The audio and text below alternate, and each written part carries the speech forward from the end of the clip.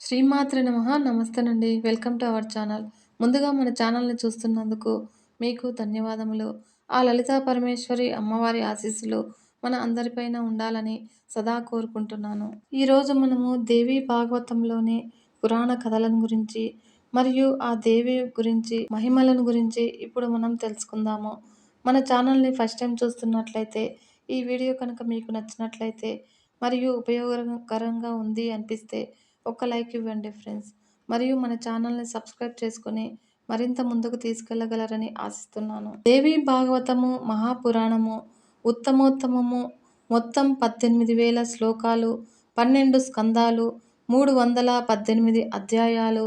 ప్రథమ స్కందంలో 20, ద్వితీయ స్కందంలో 12, తృతీయ స్కందంలో 30, చతుర్థ స్కందంలో 25, పంచమ స్కందంలో 35, షష్టమ స్కందంలో 31, సప్తమ స్కందంలో 40, అష్టమ స్కందంలో 24, నవమ స్కందంలో 50, దశమ స్కందంలో 13, ఏకాదశ స్కందంలో 24, ద్వాదశ స్కందంలో 14 అధ్యాయాలు ఉంటాయని ప్రణాళిక అంతా గ్రంథారంభంలోనే తెలియజేశాడు వ్యాసభగవానుడు. పురాణానికి 5 ప్రధాన లక్షణాలు ఉన్నాయి. సర్గము, ప్రతిసర్గము, వంశం, మన్వంతరాలు, వంశానుచరితం అనేవి పురాణంలో ఉండాలి. నిర్గుణ స్వరూపిణి అయిన లోకమాత జగత్సృష్టి కోసము 3 రూపాలు ధరించింది. సాత్విక శక్తి మహాలక్ష్మి స్వరూపంగాను, రాజస శక్తి మహాసరస్వతి రూపంగాను, తామస శక్తి మహాకాళి రూపంగాను ఆవిర్భవించింది. కాబట్టి దీనిని సర్గము అని అంటారు. శాస్త్రవేత్తలు అటుపైన త్రిమూర్తుల ఉత్పత్తి జరిగింది. పాలన కోసం హరి, ఉత్పత్తి కోసము బ్రహ్మ, నాశనం కోసము రుద్రుడు. దీనిని ప్రతిసర్గము అంటారు. రాజులకు సంబంధించి సూర్యచంద్రుల వంశాలను, రాక్షసులకు సంబంధించి హిరణ్యకశ్యప ప్రభృతుల వంశాలను వివరించడమే వంశము. స్వయంభువుడు మొదలుకొని ఆయా మనువులను, వారి కాలాలను వర్ణించి చెప్పడమే మన్వంతరాలంటే. వారి వంశాల అనుక్రమాన్ని తెలియజెప్పడమే వంశానుచరితము. ఇలా పురాణాలన్నీ పంచలక్షణ యుక్తాలు. ఇవి కాక వ్యాసభగవానుడు 1,25,000 శ్లోకాలతో భారతం రచించాడు. దాన్ని ఇతిహాసం అని అంటారు. ఇది పంచమ వేదము. ఇంతవరకు చెప్పి ఎందుకనో సూతుడు ఒక్క నిమిషం ఆగాడు. అప్పుడు శౌనకుడు మళ్ళీ ఇలా ప్రశ్నించారు. వ్యాసమహర్షి వెనుకటికి ఒకనాడు ఇదే ప్రశ్నను మా తండ్రి విష్ణుమూర్తిని అడిగాడుట. విష్ణుమూర్తి ఎల్లప్పుడూ ధ్యానంలోనే ఉండటాన్ని చూసి బ్రహ్మదేవుడు ఆశ్చర్యపోయి ఇలా అడిగాడు. దేవదేవ, జగత్పతి, త్రికాలజ్ఞ, నువ్వు దేనిని ధ్యానిస్తున్నావు? ఈ తపస్సు ఎందుకోసము? సర్వ జగత్పితవి కదా, నువ్వు తపస్సు చేయడమేమిటి? చాలా ఆశ్చర్యంగా ఉంది. నీ నాభి కమలం నుంచి పుట్టిన నేను సృష్టికర్తనయ్యాననే. నీకంటే అధికుడు ఎవరు? నువ్వే కర్తవు, నువ్వే హర్తవు, నువ్వే కారణము, నువ్వే కార్యము. నీ ఇచ్ఛా మాత్రమే చేతనే ఈ జగత్తును నేను సృష్టిస్తున్నాను. కాలాంతరంలో నీ ఆజ్ఞ మేరకు శివుడు సంహరిస్తున్నాడు. సూర్యచంద్రులు, అష్టదిక్పాలకులు నీ మాట ప్రకారము విధులు నిర్వహిస్తున్నారు. అటువంటి నువ్వు ఏ దేవుణ్ణి ధ్యానిస్తున్నావు? ఇది నాకు తెలుపమని సందేహంగా ఉంది. పుత్రుణ్ణి మాత్రమే కాదు, నీకు భక్తుణ్ణి కూడా నేను. దయచేసి సమాధానం చెప్పు. మహాత్ములకు గోప్యం ఉండకూడదంటారు కదా. ఈ బ్రహ్మదేవుడు అడగగా సృష్టికర్త సందేహాన్ని తీర్చడము తన కర్తవ్యం అనుకున్నాడు విష్ణుమూర్తి. చిద్విలాసంగా చిరునవ్వులు చిందిస్తూ కొడుకుకి సమాధానం చెప్పాడు. నాయనా విరంచి, శ్రద్ధగా విను. నా మనస్సులో ఉన్నది చెబుతున్నాను. నువ్వు, నేను, శివుడు సృష్టి స్థితి లయకారకులమని ప్రపంచమంతా అనుకుంటోంది. కానీ ఈ విధులను మనతో నిర్వర్తింపచేస్తున్నది ఆదిపరాశక్తి అని వేదాంతాలకు మాత్రమే తెలుసు. నీలో ఉన్నది రాజస శక్తి. అదే నీతో జగత్సృష్టి చేయిస్తుంది. నాలో ఉన్నది సాత్విక శక్తి. జగత్పాలన చేయిస్తోంది. రుద్రుడిలో ఉన్నది తామస శక్తి. సంహారం చేస్తోంది. అది లేని వేళ నువ్వు సృష్టించలేవు, నేను పాలించలేను, శివుడు సంహరించలేడు. మనం ముగ్గురము శక్తి అధీనంలోనే ఉన్నాము. నేను పరతంత్రుణ్ణి. ఈ శేషశయ్యపై నిద్రిస్తూ ఉంటాను. సమయం వచ్చినప్పుడు లేస్తూ ఉంటాను. తపస్సు చేస్తూ ఉంటాను. అంతా శక్తి అభీష్టము. ఒకప్పుడు లక్ష్మీదేవితో సుఖంగా విహరిస్తూ ఉంటాను. మరొకప్పుడు రాక్షసులతో ఘోరంగా యుద్ధం చేస్తూ ఉంటాను. సర్వలోక భయంకరమైన ఆ యుద్ధాలు కొన్ని దారుణాలు సుమా! నీకు గుర్తుందా? ప్రళయ మహాసముద్రంలో 5000 సంవత్సరాల పాటు మధుకైటపులతో బాహాబాహి పోరాడాను. ఆ యుద్ధంలో నీ కళ్ళ ఎదుట జరిగిందే కదా! మహాదేవి అనుగ్రహం వల్ల వాళ్ళను సంహరించగలిగాను. ఇప్పుడు ఇలా నన్ను అడుగుతున్నారంటే అప్పుడు లేకపోయావన్నమాట. పరాత్పరమైన కారణము ఆ శక్తి స్వరూపమే. నా అవతారాలన్నింటికీ అదే కారణము. నా ప్రమేయం ఏమీ లేదు. పశుజాతిలో జన్మించాలని ఎవరైనా కోరుకుంటాడా చెప్పు? మత్స్య, వరాహాది రూపాల్లో నేను జన్మించలేదు. మహాలక్ష్మితో విహారాన్ని వదులుకోలేదు. చల్లని మెత్తని శేషశయ్యను వదులుకొని పక్షిమూపుపై కూర్చుని యుద్ధాలు చేశాను. ముఖ మర్చిపోయావా? ఒకప్పుడు వింటినారికి తెగి నా శిరస్సు ఎటో ఎగిరిపడింది. అప్పుడు నువ్వే కదా గుర్రపు తల తెచ్చి శిల్పివరుడితో కలిసి అతికించావు. అందరూ హయగ్రీవుడన్నారు. భేషజాలెందుకు? నన్ను నేను ఎరుగుదును కదా! స్వతంత్రుణ్ణి కాదు, శక్తి పరాధీనుణ్ణి. ఆ శక్తినే నిరంతరము ధ్యానిస్తూ ఉంటాను. ఇంతకన్నా నాకు తెలిసింది లేదు అని విష్ణుమూర్తి సమాధానము ముగించాడు. వ్యాసమహర్షి మా తండ్రి బ్రహ్మదేవుడు ఇలా విషయాన్ని ఇలా నాకు తెలియజేశాడు. అందుచేత నువ్వు కూడా నీ హృదయపద్మంలో ఆ దేవి పాదపద్మాలను ధ్యానించు. నీ కోరిక నెరవేరుతుంది అని నారదుడు సలహా చెప్పేసరికి వ్యాసుడు కుదుట పడ్డాడు.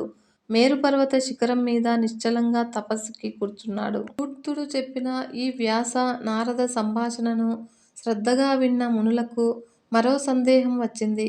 సర్వకారణకారణుడు జగన్నాథుడు అయిన విష్ణుమూర్తికి శిరస్సు తెగిపడటం ఏమిటి? గుర్రపు తలను తెచ్చి అతకటం ఏమిటి? హయగ్రీవుడు కావటం ఏమిటి? ఇదంతా చాలా విడ్డూరంగా ఉంది. వివరంగా చెప్పమని ప్రార్థించారు. సూతుడు ఇలా చెప్పడం ప్రారంభించాడు. మహామునులారా, సావధానంగా వినండి. పరమ తేజస్వి దేవదేవుడు అయిన విష్ణుమూర్తి జీవితంలో జరిగిన ఒక అపూర్వ సంఘటన చెబుతున్నాను. ఒకానొకప్పుడు జనార్దనుడు 10,000 సంవత్సరాల పాటు రాక్షసులతో భయంకరంగా మహాయుద్ధం చేసి చేసి బాగా అలసిపోయాడు.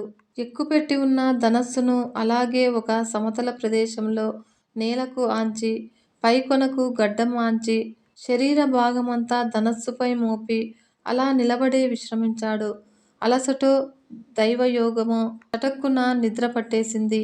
గాఢ నిద్ర చాలా కాలం గడిచింది. అంతలోకి ఏదో యజ్ఞము చెయ్యాలని తలపెట్టిన దేవతలు బ్రహ్మను, శివుణ్ణి తీసుకొని విష్ణులోకానికి వెళ్ళారు. యజ్ఞప్రభువు కదా విష్ణుమూర్తి. ఇది దైవకార్యార్థము చేస్తున్న యజ్ఞమని, అందుచేత జగన్నాథుడి అనుమతి తీసుకుని ప్రారంభిద్దాం అని వారి ఆకాంక్ష. తీరా వెళ్తే విష్ణులోకంలో విష్ణుమూర్తి కనబడలేదు. దివ్యదృష్టితో చూశారు. యుద్ధం ముగిసి నిశ్శబ్దంగా ఉన్న రణరంగంలో ధనస్సు మీద నిలబడి నిద్రపోతున్న కేశవుడు కనిపించాడు. అంతే. అందరూ ఒక్క ఉటుకడికి చేరుకున్నాడు. అలికిడి అయినా స్వామి లేవలేదు. నిద్ర లేపడం ఎలాగా? ఉపాయం ఆలోచించండి అన్నాడు దేవేంద్రుడు. నిద్రాభంగం చెయ్యకూడదు, మహాపాపము. అలాగని ఈ యజ్ఞాన్ని ఆపలేము అంటూ సంశయంలో పడ్డాడు శంకరుడు. బ్రహ్మదేవుడికి ఒక ఉపాయం తట్టింది. ఒక వంవ్రిని అంటే చెదపురుగును సృష్టించాడు. వింటినారిని భక్షించమన్నాడు. అప్పుడు ధనస్సు జారిపడుతుంది. దేవదేవుడు నిద్రలేస్తాడు. దేవకార్యం నెరవేరుతుంది అని పథకం చెప్పాడు. అందుకు అందరూ అంగీకరించారు. కానీ ఆ వంవ్రి ఒక ధర్మ సందేహం వెలుబుచ్చింది. కాలసంభవ జగద్గురువైన రమాపతికి నిద్రాభంగం చెయ్యమంటావా? ఎలా చెయ్యను? నిద్రాభంగం, కథాభంగము, దాంపత్య భేదనము, శిశుమాతృ విభేదము ఇవి బ్రహ్మహత్యతో సమానమైనవి. మహాపాపాలు గదా. పోనీ ఇంత పాపానికి ఒసిగడిసే నాకు ఒరిగేది ఏమిటి? వింటినారిని తింటే నాకు దక్కే ఫలం ఏమిటి? సర్వ పాపాలకు స్వార్థమే కదా మూలము. భక్షణం నా స్వార్థమే. ఫలం మాట ఏమిటి అని అడిగింది వంవ్రి. వంవ్రి ప్రశ్నకు బ్రహ్మదేవుడే సమాధానం చెప్తాడు. వంవ్రి, నీకు యజ్ఞంలో భాగం కల్పిస్తాము. హోమకుండాలలో హవిస్సులు వేల్చేటప్పుడు అటూ ఇటూ చెదిరిపడే భాగాలు ఇక నుంచి నీవే. పద, త్వరగా విష్ణుమూర్తిని నిద్రలేపు, దేవకార్యం నెరవేర్చు అని ఒప్పించాడు. ఇప్పుడు వంవ్రి వెళ్ళింది. నేలపై ఆని ఉన్న ధనుస్సు దగ్గర నారిని చటుక్కున కొరికింది. ఒక్క పెట్టున ధనుస్సు ఎగిసిపడింది. భీకర శబ్దం నభోంతరాలలో ప్రతిధ్వనించింది. దేవతలంతా భయపడ్డారు. బ్రహ్మాండం సంక్షోభించింది. అప్పుడు భూమి కంపించింది. సముద్రాలు ఘూర్ణిల్లాయి. తిమింగలాలకు వణుకు పుట్టింది. జుంజుం మారుతాలు వీచాయి. పర్వతాలు కదిలాయి. అమంగళ సూచకంగా ఉల్కపాతాలు, మహోత్పాతాలు జరిగాయి. హఠాత్తుగా సూర్యుడు అస్తమించాడు. చీకట్లు దట్టంగా వ్యాపించాయి. ఏమి జరుగుతుందో ఏమి జరుగుతుందో తెలియక దేవతలంతా కలవరపడుతున్నారు. తాపసులారా, ధనస్సు పైకొనను ఆన్చి ఉన్న శిరస్సు దేవదేవుడి శిరస్సు. కుండలమండితమైన శిరస్సు త్రుటిలో తెగి ఎటో ఎగిరి ఎక్కడో పడింది. కొంతసేపటికి చీకట్లు విడిపోయాయి. బీభత్సం శాంతించింది. శిరస్సు లేని మొండెం కనిపించింది. దేవతలు బావురుమన్నారు, భయపడ్డారు, నిశ్చేష్టులయ్యారు. జగన్నాయక, నువ్వు దేవాది దేవుడవు, సనాతనుడవు. ఏమిటి ఈ దారుణము? ఏమిటి ఈ మాయ? నీ శిరస్సు ఎవరు ఖండించారు? ఏమైపోయింది? నువ్వు అచ్ఛేద్యుడవే, అభేద్యుడవే, అదాహ్యుడవే. నువ్వే ఇలా అయిపోతే మరింక దేవతలలో మిగిలేది ఎవడు? అంతా మరణిస్తారు. నీ పట్ల మాకున్న ప్రేమ, గౌరవము, ఆదరము ఏమైపోయాయో? స్వార్థం ఆవరించి నిన్ను పోగొట్టుకున్నాము అని ఏడుస్తున్నారు. మేము తలపెట్టిన యజ్ఞానికి ఇది యక్షువలో రాక్షసులో కల్పించిన విఘ్నం కానే కాదు. మాకు మేమే చేసుకున్నాము. స్వయంకృతము. ఎవరిని నిందిస్తాము? అందరం పరాధీనులమే. ఏమి చేస్తాం? ఎక్కడికి పోతాము? ఎంత మూఢులం! మాకు ఇంకా రక్షకుడెవరు? ఈ సాత్విక మాయ అందామా? రాజసమాయ, తామసమో అందామా? అన్ని మాయలకు అధిపతివి జగద్గురువి. నీ శిరస్సే ఎగిరిపోయింది అంటే ఏమనాలి? ఇలా దోచక డీలాపడి విలపిస్తున్నారు బ్రహ్మ, శివుడు మొదలైన దేవతలంతా. పరిస్థితిని గమనించాడు బృహస్పతి. దేవగురువు కదా, పైగా వేదాంతం వంటబట్టినవాడు. నెమ్మదిగా దేవతలను ఓదారుస్తూ ప్రసంగించాడు. మహానుభావులారా, ధైర్యం తెచ్చుకోండి. ఎంత దుఃఖించినా ఏమి లాభం? రవ్వంత తేరుకోండి. దేవతలే ఇంత బెంబేలు పడితే ఎలాగా? ఉపాయం ఆలోచించండి. బుద్ధికి పని చెప్పండి. దైవబలము, పురుషకారము రెండూ సమానమే. ఇప్పటి కర్తవ్యం ఉపాయమే. ఒకప్పుడు కాదు, అన్ని వేళలా, అన్ని విధాలా దైవం కంటే అదే ఫలిస్తుంది. బృహస్పతి అలా అనేసరికి ఇంద్రుడికి ఉక్రోషం వచ్చింది. దేవగురు, ఎందుకు వచ్చి పౌరుషమయ్యా? అది వట్టి అనర్థకము. దైవమే గొప్పది. దాని శక్తికి తిరుగులేదు. లేకపోతే ఏమిటి ఈ దారుణము? దేవతా నాయకులు అందరం కళ్ళు అప్పగించి చూస్తూనే ఉన్నాము. విష్ణుమూర్తి శిరస్సు ఎగిరిపోయింది. ఇప్పటికి బ్రహ్మదేవుడు తేరుకున్నాడు. వేదాంత ధోరణిలో ప్రసంగించాడు. దేవేంద్ర, శుభం కాని అశుభం కాని కాలం తెచ్చిపెట్టిన దాన్ని అనుభవించవలసిందే. దైవఘటనను తప్పించుకోవడం ఎవరి వల్ల కాదు. దేహం ధరించాక సుఖదుఖాలు తప్పవు. నా సంగతే చూడు. ఒకప్పుడు శివుడు నా శిరస్సును ఖండించాడు కదా. ఈ శివుడికి శాపవశం వల్ల లింగపాంతం జరిగింది. అలాగే ఇప్పుడు హరిశిరస్సు ఏ సముద్రంలోనో పడిపోయింది. అంతా కాలమహిమ. నీ విషయము ఇంతేగా. సాక్షాత్తు దేవేంద్రుడివి, శచీపతివి. మరి నీకు శరీరమంతా పొడలు రాలేదు? స్వర్ణ సింహాసనం నుంచి ఎన్నిసార్లు భ్రష్టుడివి కాలేదు? ఎక్కడా ఇక్కడ తలదాచుకున్నావు కదూ. ఎంతటి వాడికైనా కష్టాలు రాక తప్పవు, అనుభవించక తప్పదు. ఎవ్వడూ తప్పించుకోలేడు. అందుచేతనే అతిగా దుఃఖించక ఉపాయం ఆలోచించండి. సనాతని అయిన ఆ మహామాయను, మహావిద్యను, మహాదేవిని ధ్యానించండి. ఆ పరాశక్తి, ఆ నిర్గుణ, ఆ ప్రకృతి మనకు దారి చూపిస్తుంది. ఆవిడ బ్రహ్మవిద్య, జగద్ధాత్రి, సర్వలోక జనని. ఈ ముల్లోకాల్లో చరాచర జగత్తు అంతటా ఆమె వ్యాపించి ఉంది. ఈ ఉపదేశానికి దేవతలంతా సమ్మతించారు. దేవీ స్తవం ఆరంభించారు. బ్రహ్మదేవుడి 4 ముఖాల నుంచి వేదాలు మాతృసూక్తం ఆలపించాయి. హే దేవి మహామాయ నమో నమః. నువ్వు విశ్వోత్పత్తివి, విశ్వోత్పత్తికి కారణానివి, శుభప్రదవు, నిర్గుణవు, సర్వభూతేశ్వరివి, జగన్మాతవు, శంకరుడంతటి వాడికి కోరికలు తీర్చుదానవు, ప్రాణకోటికంతటికీ ప్రాణం నువ్వే, జీవకోటికంతటికీ ఆధార భూమివి నువ్వే, తెలివి, కలిమి, వెలుగు, ఓరిమి, శాంతి, శ్రద్ధ, మేధ, ధైర్యము, స్మృతి అన్నీ నువ్వే, ఉద్గీతంలో అర్ధమాత్రవు నువ్వే, గాయత్రివి నువ్వే, జయ, విజయ, ధాత్రి, లజ్జ, కీర్తి, స్పృహ, దయ అన్నీ నువ్వే, ముల్లోకాల్లోనూ సంవిధానపరచగలిగిన దయామయివి, సర్వజననివి, లోకహితకారిణివి, వరేణ్యవు, వాగ్బీజవు, భవబంధ వినాశినివి, నమోస్తు దేవి నమో నమః. ఆ త్రిమూర్తులు, దిక్పాలకులు అందరూ నీ సృష్టి. స్థావర జంగమ జగత్తులో నువ్వే ముఖ్యాతి ముఖ్యము. సకల భువనాలను తయారు చెయ్యాలి అని నీకు అనిపించినప్పుడు త్రిమూర్తులను సృష్టిస్తూ ఉంటావు. వారితో సృష్టి, స్థితి, లయాలను జరిపిస్తూ ఉంటావు. నీకు మాత్రం ఈ సంసార స్పర్శ రవ్వంతైనా ఉండదు. నీ రూప విభవాన్ని గాని, నీ నామ సంఖ్యను గాని తెలుసుకున్నవాడు గాని, తెలియజెప్పవాడు గాని ఈ ముల్లోకాల్లో ఒక్కడూ లేడు. మామూలుగా చిన్న నీటి గుంటనే దాటలేనివాడు మహాసముద్రాన్ని ఈదుతాడా? అమ్మ విష్ణుమూర్తి శిరస్సు తెగిపడిందని నీకు తెలియదా? తెలిసి ఈ తాత్సారం ఏమిటి తల్లీ? అతడు నీ పాదసేవకుడు గదా. మహాపాపం ఏమైనా చేశాడా?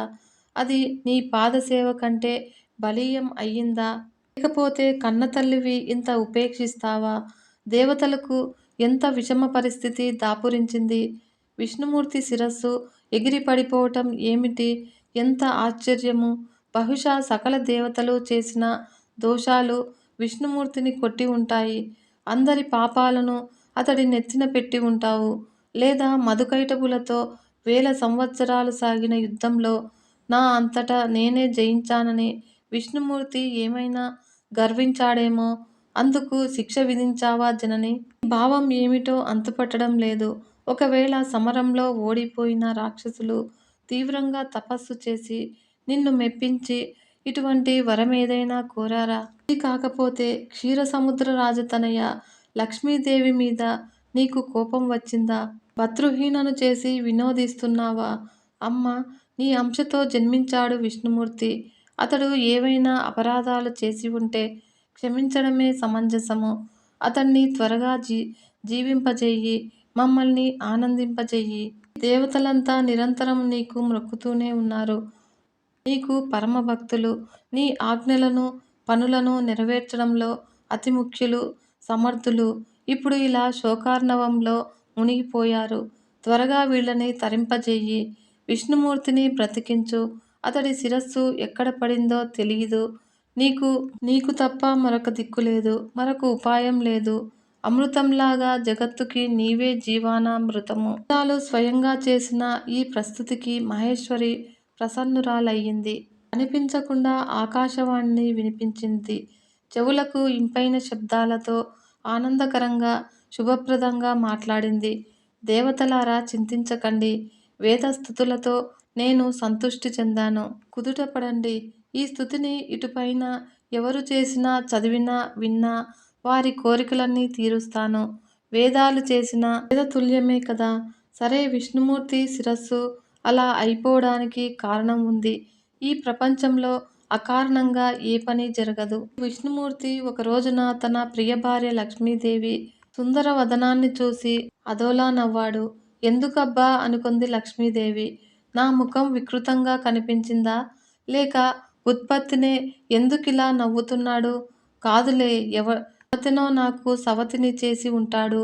అందుకే ఈ వంకర నవ్వు అని ఆవిడ ఒక నిర్ణయానికి వచ్చేసింది. మనసులో కోపము భగ్గుమంది. తామసీ శక్తి ఆమెలో ప్రవేశించిందట. ఇది భవిష్యత్తులో దేవకార్యం కోసమే. పట్టరాని ఆ కోపంలో భర్తను శపించింది. నీ శిరస్సు తెగిపడిపోవుగాక అనేసింది. ఆ క్షణాన కాలయోగం అటువంటిది. తన సుఖాన్నే మర్చిపోయింది. వైధవ్యం కన్నా అవతి దుఃఖం ఎక్కువ అనుకుంది. స్త్రీ స్వభావం అలాంటిది కదా! ఆ శాపం ఇప్పుడు కార్యరూపం ధరించింది. శిరస్సు వెళ్ళి ఉప్పు సముద్రంలో పడిపోయింది. అయినా ఫర్వాలేదు. ఇప్పుడే శౌరిని బ్రతికిస్తాను. సురసత్తములారా, మీరు తలపెట్టిన మహాకార్యం నెరవేరుతుంది. సందేహం లేదు. ఈ సంఘటనకు మరొక చిన్న కారణం కూడా ఉంది. అది చెబుతాను వినండి. ఒకప్పుడు హయగ్రీవుడనే రాక్షస మహావీరుడు సరస్వతీ నదీ తీరము వద్ద మహాదారుణంగా తపస్సు చేశాడు. మాయా బీజాత్మకమైన ఏకాక్షరమైన నా మంత్రాన్ని ఘోర నిష్ఠతో జపించాడు. అప్పుడు తామస రూపంలో దర్శనం అనుగ్రహించాను. ఏ రూపాన్ని ధ్యానించాడో అదే రూపంతో సింహవాహనంపై కనిపించాను. వరం కోరుకోమన్నాను. నా రూపాన్ని చూసి అతడి కన్నులు ప్రేమలో పడ్డాయి. ప్రేమతో విప్పారాయి. నమస్కరించి ప్రదక్షిణం చేశాడు. ఆనంద బాష్పాలతో ఉప్పతోగుతూ అద్భుతంగా స్తుతించాడు. జగదీశ్వరి, పంచభూతాలు నువ్వే, జ్ఞానేంద్రియాలు, కర్మేంద్రియాలు అన్నీ నువ్వే అంటూ స్తుతించాడు. నాకు మరీ సంతోషం కలిగింది. హయగ్రీవ, నీ తపస్సుకి, నీ స్తోత్రానికి సంతసించాను. నీ కోరిక ఏమిటో చెప్పు అన్నాను. మాత, నాకు మరణం లేకుండా వరం ప్రసాదించు. నేను యోగిగా, సురాసురులకు అజేయుడుగా, అమరుడుగా ఉండిపోవాలి, అనుగ్రహించు అని అన్నాడు. అప్పుడు హయవదన, అది అసంభవము. పుట్టినవాడు గిట్టక తప్పడు. గిట్టినవాడు తిరిగి పుట్టక తప్పదు. ఇది లోకంలో స్థిరపడిన మర్యాద. దీనికి భిన్నంగా నువ్వు అమరుడవు ఎలా అవుతావు? కుదరదు. కాబట్టి రాక్షసోత్తమ, మరణం తప్పదు అనే మాటను నిశ్చయంగా మనసులో పెట్టుకుని బాగా ఆలోచించి నీ ఇష్టము, నీ ఏ వరమైనా కోరుకో. సరే అయితే జగదంబిక, హయగ్రీవుడి చేతిలో తప్ప మరింక ఎవ్వరి చేతిలోనూ నాకు మృత్యు ఉండకూడదు. ఈ వరం ప్రసాదించు అని అడిగాడు. అప్పుడు రాక్షస మహావీర, తథాస్తు. ఇంక ఇంటికి వెళ్ళు. సుఖంగా రాజ్యం పరిపాలించుకో. హయగ్రీవుడి చేతిలో తప్ప మరి ఇంక ఎవ్వరి చేతిలోనూ నీకు చావు లేదు. ఇలా వరం ఇచ్చిన నేను అంతర్ధానం చెందాను. ఆ హయవదన రాక్షసుడు పట్టరాని ఆనందంతో ఇంటికి వెళ్ళి ఇక ఇక్కడి నుంచి వేదాలను, వేద విధులను, మునులను దారుణంగా హింసించడం మొదలుపెట్టాడు. ఆ దుష్టుణ్ణి సంహరించగలవాడు ఈ భువనత్రయంలో లేడు. అందుచేత ఓ దేవతలారా, ఒక అందమైన గుర్రపు తలను తీసుకురండి. దాన్ని విష్ణుమూర్తి మొండెనికి దేవశిల్పి తృష్ణ నేర్పుగా అతుకుతాడు. అప్పుడు ఈ హయగ్రీవ భగవంతుడు ఆ రాక్షసుణ్ణి సంహరిస్తాడు. ఇది దేవకార్యము. శరీరవాణిగా జగన్మాత చేసిన ఈ ఉపదేశాన్ని దేవతలంతా విన్నారు, తేరుకున్నారు. దేవశిల్పిని వేడుకున్నారు. అతడి దగ్గరకు లో ఉన్న ఒక గుర్రపు తలను వెంటనే ఖడ్గంతో ఖండించాడు. ఆలస్యం లేకుండా విష్ణుమూర్తి శరీరానికి కలిపాడు. హయగ్రీవ భగవంతుడు ఆవిర్భవించాడు. ఇది మహామాయ ప్రసాదము. అటుపైన కొంతకాలానికి ఆ రాక్షసుణ్ణి మట్టుపెట్టాడు. తెలుసుకున్నారు కదా ఫ్రెండ్స్, హయగ్రీవుని వృత్తాంతం గురించి. ఓం నమో నారాయణాయ. ఓం నమో హయగ్రీవాయ నమః. ఓం శ్రీమాత్రే నమః. సర్వే జనా సుఖినో భవంతు. లోకా సమస్త సన్మంగళాని భవంతు. నమస్తే.